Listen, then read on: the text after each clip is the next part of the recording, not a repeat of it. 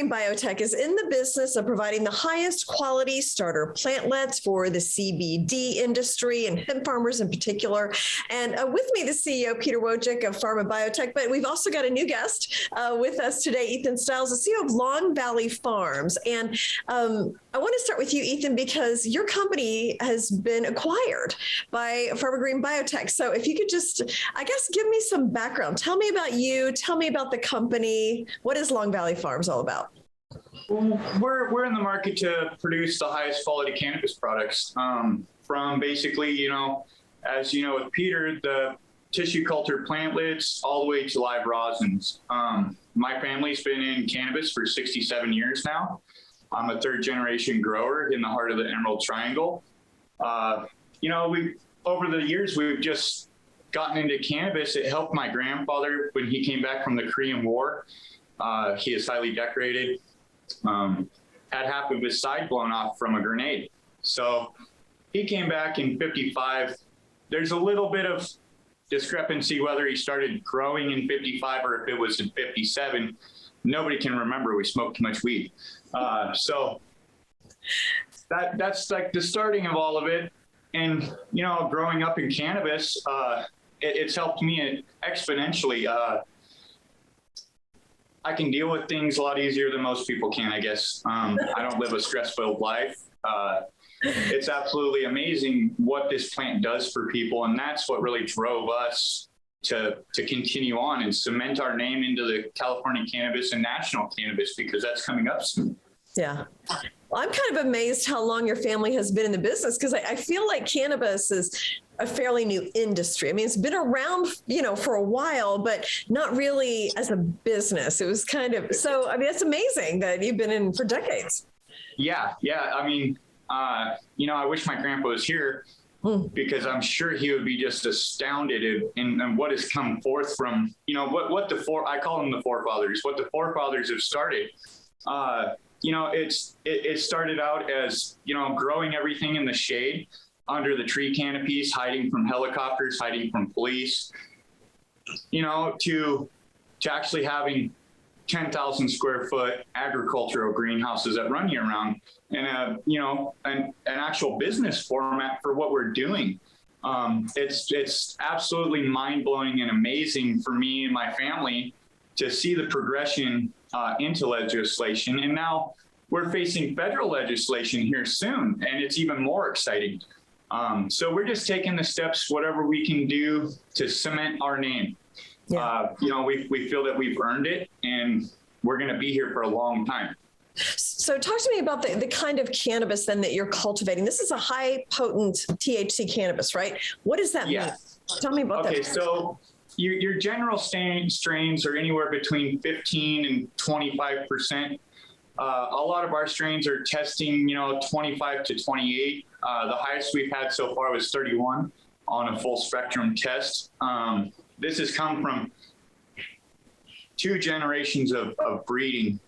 As you can see in the background, this is my morning routine. I get up in the morning, do tissue cultures. Right now it's January, so we're starting up for the whole year. So what we do is we'll start off about 3,000 plants for the year. We'll flower those before the season even starts. They'll all get sent off to lab testing, and then the corresponding tissue cultures from those mother plants are what gets selected. So when we send off for testing and we find out, this phenotype of this strain is testing really high, we'll throw away all of our other material, and then that's the one that we run with over the year. And then we breed that twice throughout the year. We get a spring breeding and a fall breeding, which, with the Pharmagreen system is going to revolutionize our operation. Instead of, 2 breedings, we're going to get 5 or 8, depending on the year, and workflow and stuff. So it's a highly selected process. You mentioned you were in the Emerald Triangle area of California. So describe where that is. Why is that considered God's country for cannabis? Well, it's, in the old days, most people don't know this, all the cannabis was grown in Mendocino County. To avert the law enforcement, we would take it all up to Humboldt. So Humboldt got this huge name in cannabis, but they really don't have the climate. They have a huge coastal influence. They're constantly rainy and foggy. Mendocino County is southern from Humboldt, and we have a true Mediterranean climate, opposed to like Siskiyou County, where it's really arid. Your buds turn out real fluffy and light. They don't come in hard packed. Humboldt, you're dealing with mold. Here in Mendo, we don't have half the rain cycles. We don't have the humidity, and we have a true Mediterranean climate that indicas and sativas really, really love. Oh, interesting. So it makes it perfect. And then, so tell me about what separates Long Valley Farm from some of the other cannabis growing businesses that are popping up and have been around. 67 years of knowledge. You can't really compete with knowledge in a trade like this. There's so many variables that we deal with on a daily basis. The learning curve is huge. It is absolutely huge. So I have all my grandfather's knowledge, my dad's knowledge, and my knowledge that I've acquired, which really sets us aside along with our breeding program that we've done over the last 60 years. Everybody out here is always trying to get our strains, see what we're doing. I've literally had people try to wade through our trash to see what we're using. So it definitely sets us aside because we have the experience. And it comes down to experience. I've seen and taught a lot of people, and your first 5 years, you're going to lose a lot of money. Mm. So let's talk about the business part of it. I mean, how's the revenue? How does it work? Right now, it's as everybody's seeing, we're seeing a lot of volatility in the market as we catch our equilibrium. I think that's going to take a couple of years for sure. So right now, we're seeing a pound price from anywhere between $300 to $500. What's setting us aside is we use no fertilizer, no spray, and we're a veganic farm, which means we don't use any animal products in the production of our cannabis. So we grow all of our fertilizer in-house. We grow all of our bacterial controls and all of our bugs for pest management in-house, which saves us hundreds of thousands of dollars in the long run, opposed to the guy that has to put out $20,000 for fertilizer for the year. So at the $500 pound price, everybody up right now with trimming, processing, and tax, they're actually paying about $23 to sell their cannabis this year. We're not. We're profiting anywhere between $30 and $200 still. So it kept us viable in our processes and the way we work.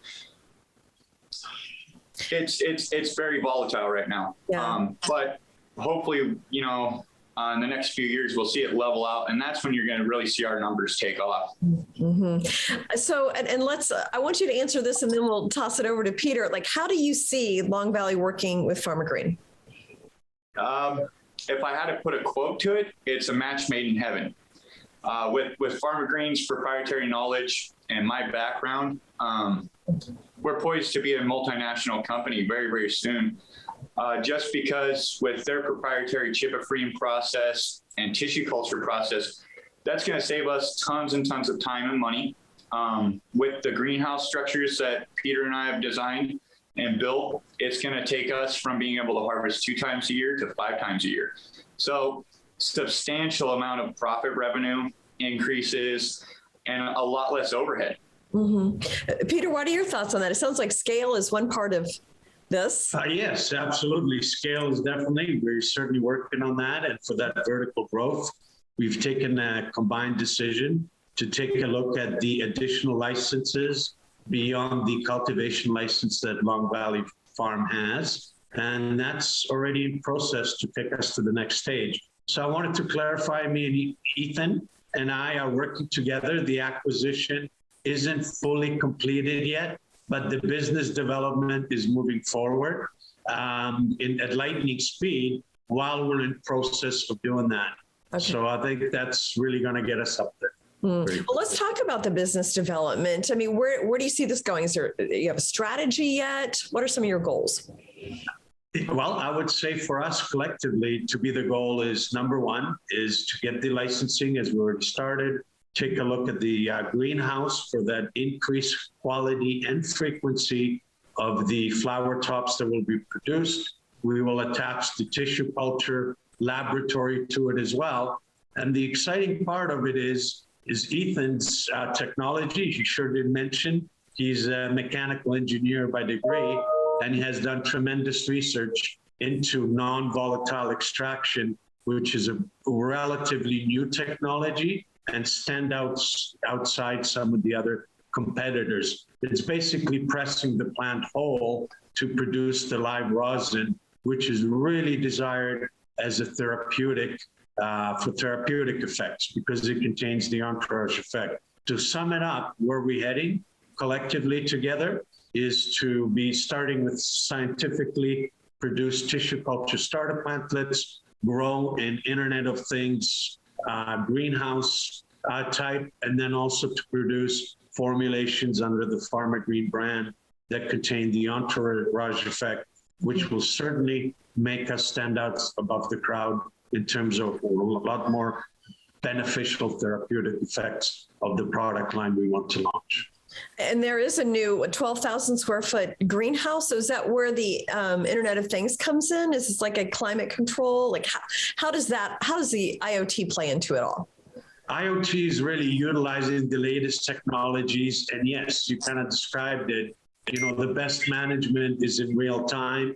We can do that using the technologies of a cell phone app, everything from climate control to live feeds from camera angles with pan-tilt zoom. So you can really zoom in on the leaf and see the microenvironment that's going on. So as much of the technologies and control points you can put in there to limit the time that an individual needs to spend in the actual grow room is really a perfect management system. And real-time reporting is very important because any environmental changes or any deviation from that, it's like having a bad day. And one thing you want in cannabis is a perfect day. Mm-hmm. Okay, so Ethan, let's finish with you. Where can somebody learn more about this? Oh, tons and tons and tons and tons of research. Is there a website? Like where can it's update.pharmagreen.ca. We're putting a lot of news releases on there, showing people what we're doing, what our plans are. You know, basically I have to defer that off to Peter. He's setting up the Internet of Things for people to view and read.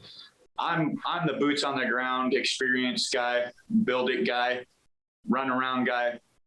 That's what I enjoy. Peter is like the most magnificent magician when it comes to, hey, this, you know, look at this, look at this, look at this. And man, it's been just a beautiful ride with him because his mind works so much like mine.